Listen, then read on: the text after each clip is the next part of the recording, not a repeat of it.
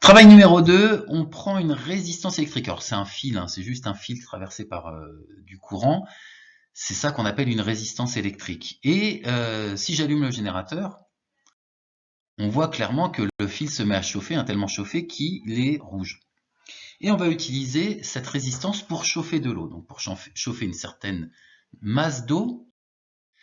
Donc là, on voit plutôt le volume. Bon, bah, en fait, je voulais remplir à 150, mais là, je vois en regardant la photo que c'est pas tout à fait à 150. Hein, je vous laisse noter la bonne valeur.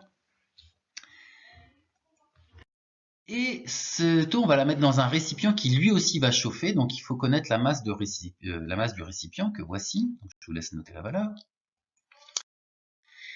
Et ce récipient, on va le mettre dans un isolant, dans une bouteille thermos. Donc, on espère qu'il n'y a que le récipient qui va chauffer, hein, et pas plus, pas l'extérieur.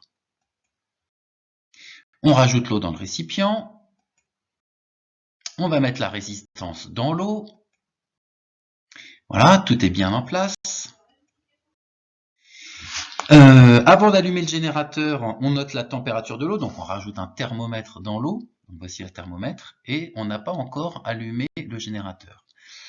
J'allume le générateur en même temps que le chronomètre, et on voit l'intensité du courant qui traverse la résistance. Alors, l'intensité du courant, je la prends à plusieurs moments.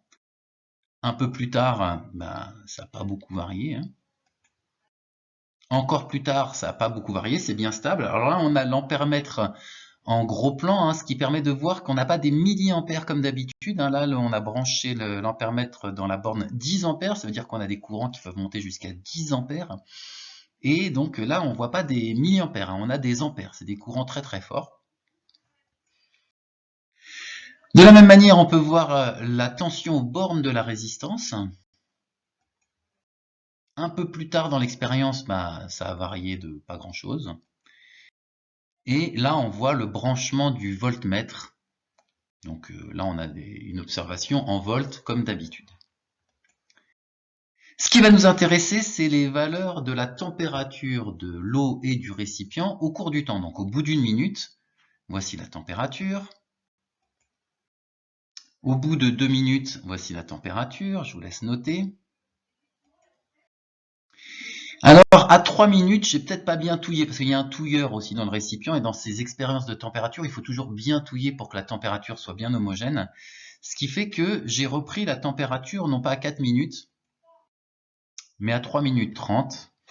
Et l'intérêt de prendre plusieurs températures, ça va être de tracer une courbe de la température en fonction du temps pour amortir tous les problèmes de touillage et d'homogénéisation de la température. Bon, vous verrez dans les exploitations, hein, vous tracerez la courbe et puis vous ferez ce qu'on vous demande.